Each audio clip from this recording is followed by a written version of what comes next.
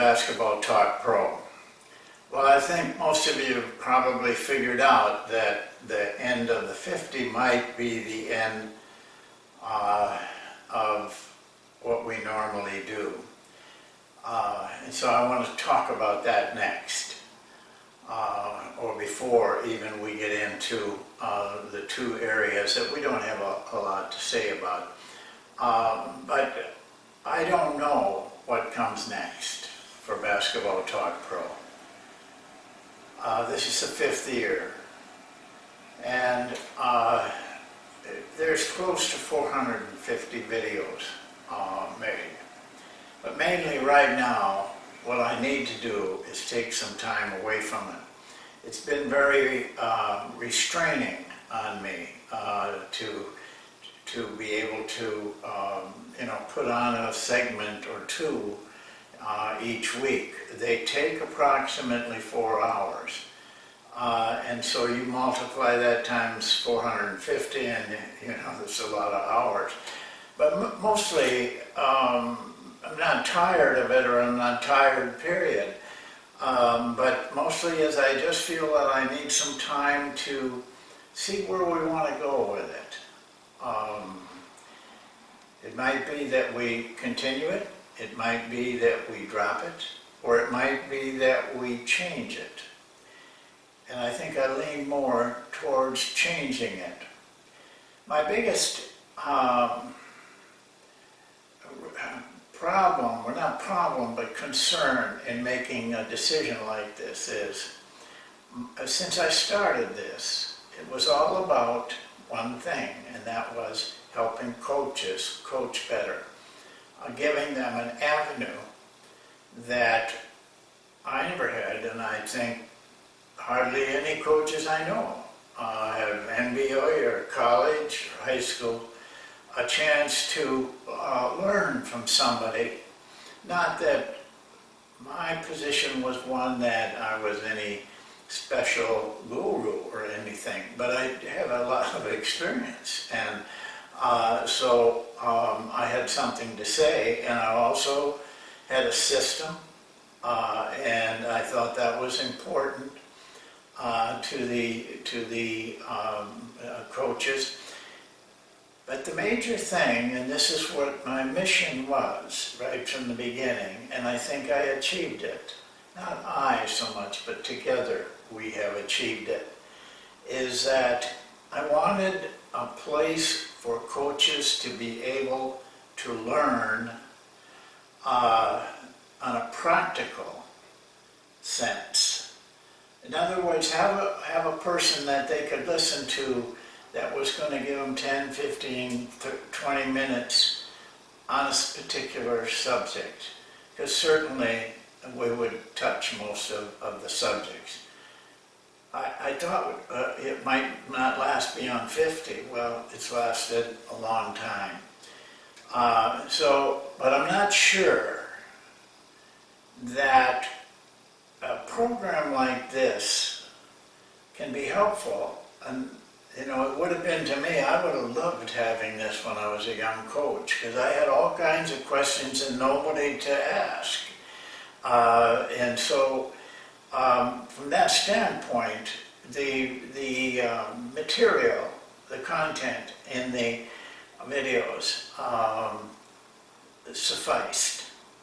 Having access to 450 of these videos, and I've gone through them in the last few weeks, it's really kind of a gold mine of basketball coaching.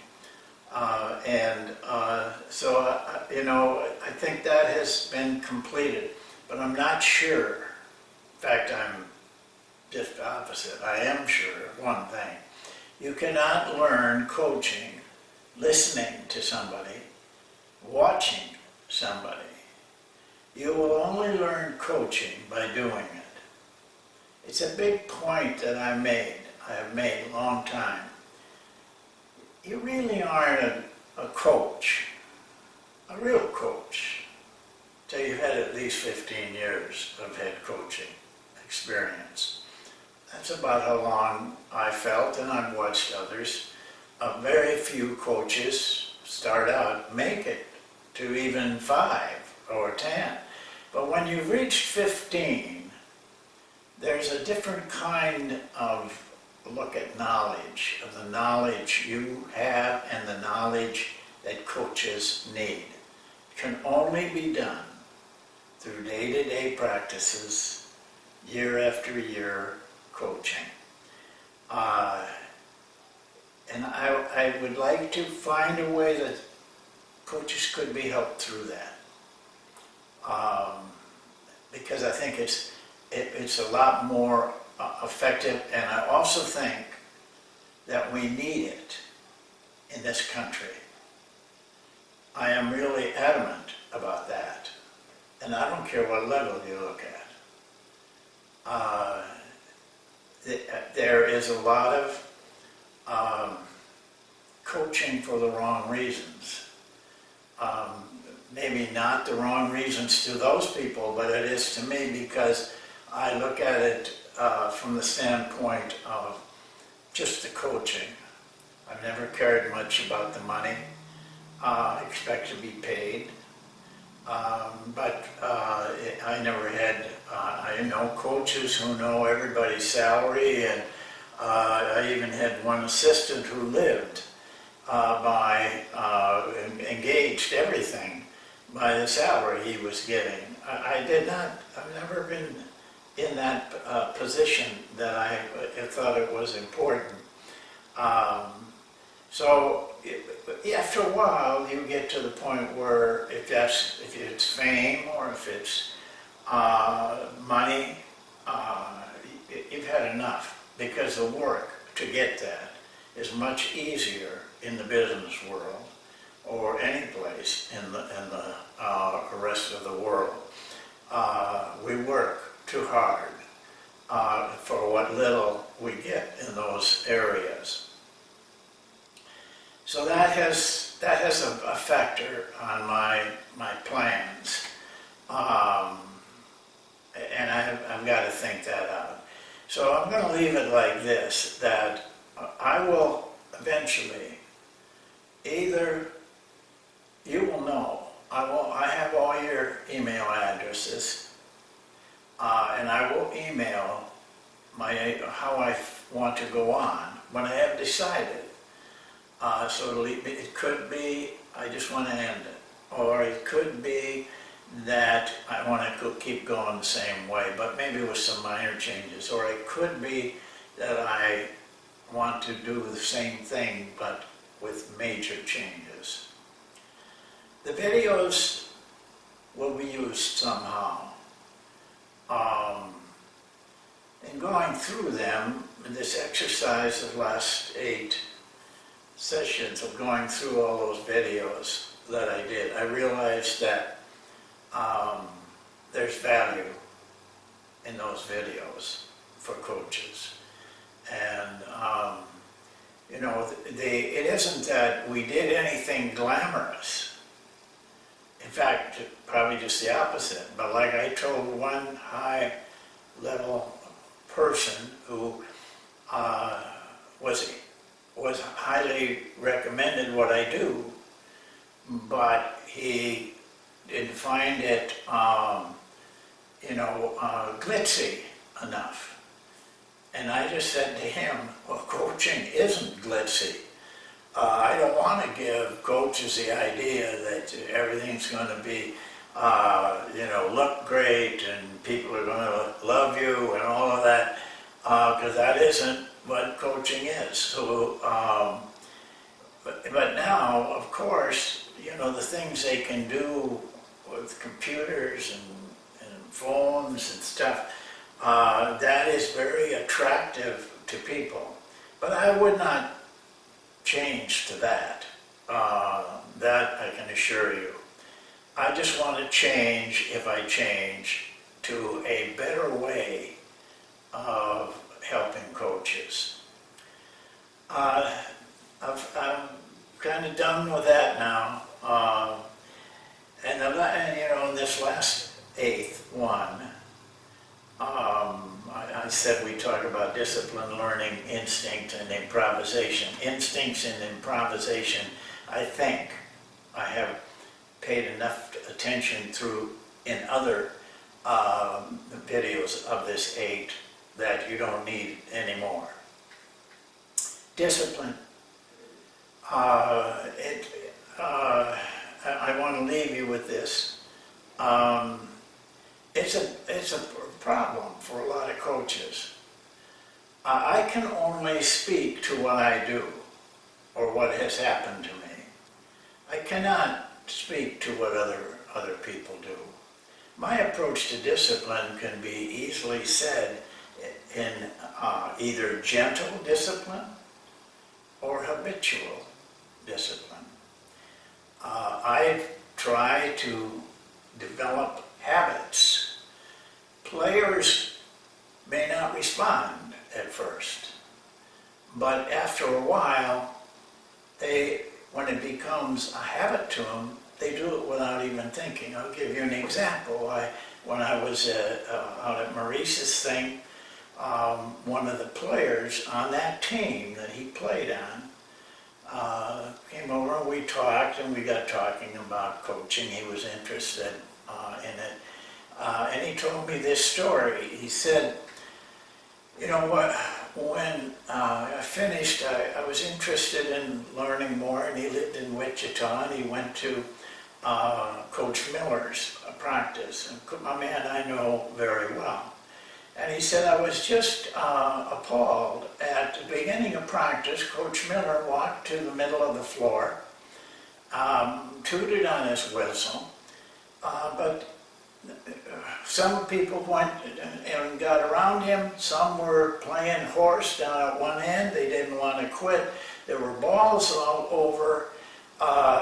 It just was so different. He said, when we played for you, when you went to the middle of the floor, we just picked up everything, put the balls in the rack, and you didn't even say anything. You didn't talk. You didn't tell us. You never blew a whistle. That was habit. That wasn't me. That was habit. All that was I told him at the beginning, this is what I wanted. I'll let you know when I'm ready for you by actually going to where we meet. Then I want you to pick up all the basketballs and bring them and put them in the rack.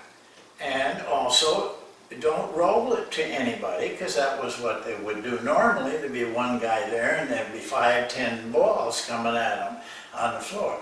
So nobody rolls the ball, or nobody throws it to a teammate to do it for him. Pick up the ball, put it in and then we'll meet. It wasn't easy. For about 2 weeks, I had to correct a lot. Jim, you didn't, don't roll the ball. You take it up, and so on and so on. But after that, it was just a habit. It was so easy. I've gone through in other videos what I believe in this. I try to teach discipline through the drills, through how we congregate, how we approach from one thing to another, and pretty soon it's just a habit, and no one really confronts it or has any problems with it. I'll give you another example. When Jerry Sloan and Phil Johnson were together with the Utah Jazz, they had Karl Malone. Karl was a great player.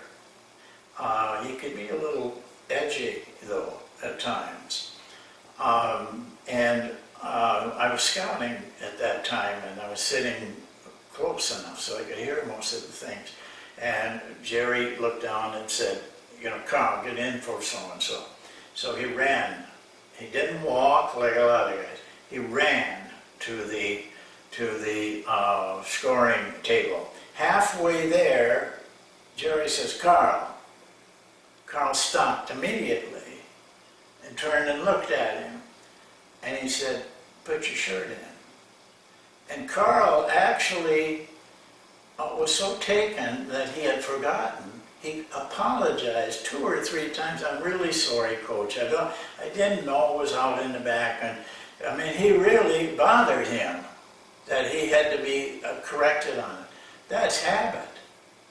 That was habits that are formed in practice. And the players become concerned that if somebody isn't doing it.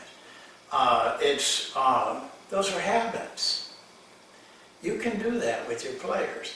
Now that is not going to take away situations, confrontations between players, confrontations between the player and you, confrontations between you and the player. We all have a short fuse to a certain extent, and I do. So sometimes, I get very angry. And that results sometimes in players not wanting to accept it. After a while, they do. So you can't get away from that. And you have to solve it now. Always try to solve it, though, without embarrassing the player. I try very hard not to do it in front of the team, in front of his buddies, because you know what that's like. They go to the locker room and then they have to hear this ridicule and laughing and all of this by what happened. I didn't want that. In a game, I never did it in front of the crowd. They sat down and then I might do it. But so you have to find your way on that. I can't help you with that. You're going to have confrontations. And you're going to have pragmatic players. Players that are problems. I have never had a year that there wasn't one player that was high maintenance and I had to face it every day. And I was tested every day. And usually that player was one of your best players. And so that made it even tougher, but I never yielded to that.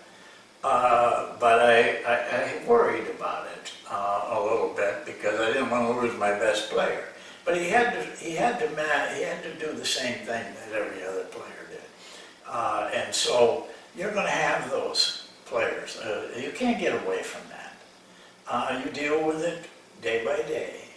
You try to come to practice without any predetermined thing you're going to do to that player or to the team or whatever.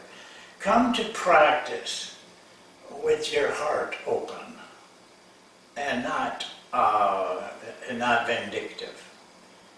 Because those practices are going to go down the tubes, the ones that you do that on.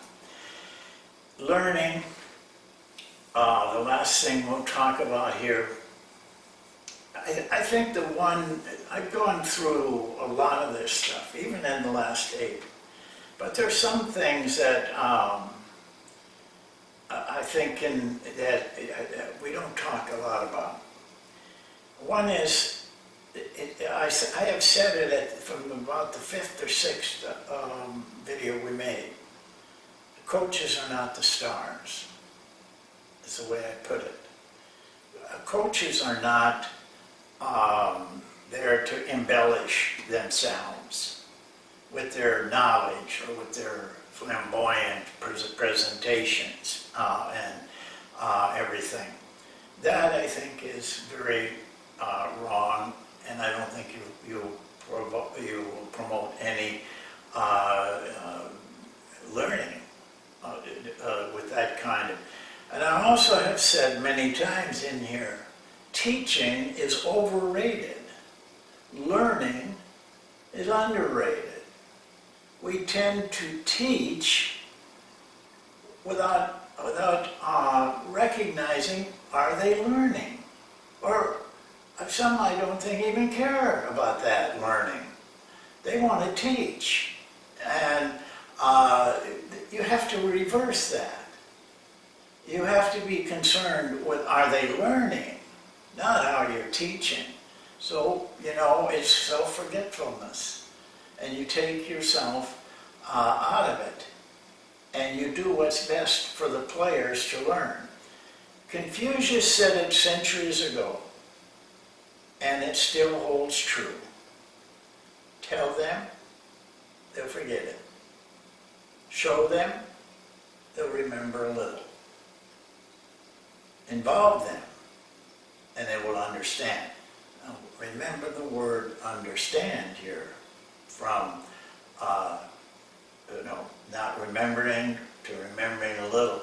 Once you understand, and you only understand from participating, doing it, then understanding is learning.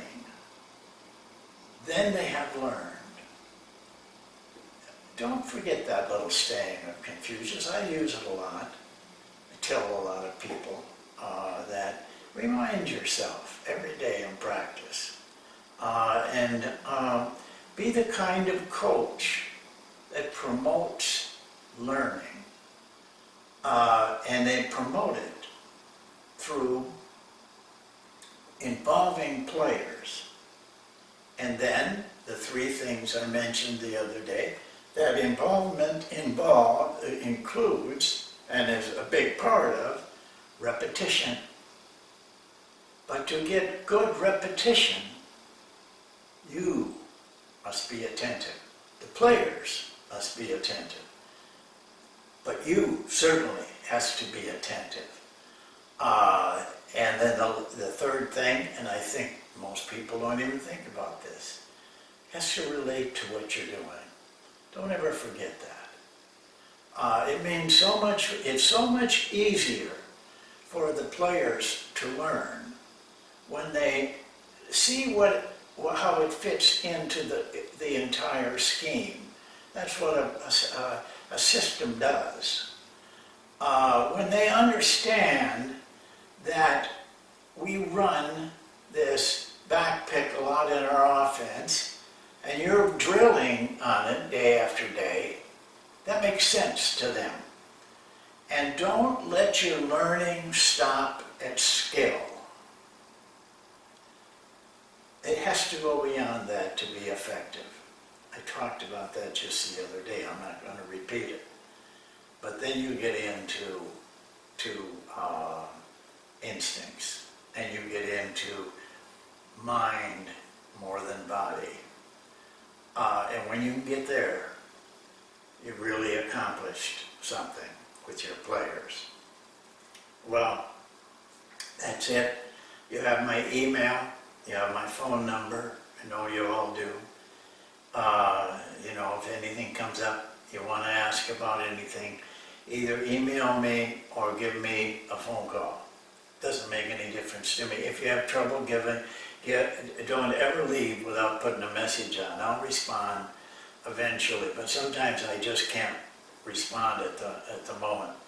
And I hope I know that some of you have been with this from the very beginning, and I have admired how you've stuck through all of this. And I have also appreciated it a lot. And a lot of those that have been with Basketball Talk Pro from the beginning don't miss a session. And I've been appreciative of that. And I hope I've given you something, because a number of those people are not coaches. There's a lady in northern Michigan that was an English teacher that watches it without failure. She gets something else out of it. One of my former assistants is a very successful investment guy. He feels he gets something out of it. So everybody, we're not going to leave the country or the planet. So we'll be back together somehow. But thanks for a great journey.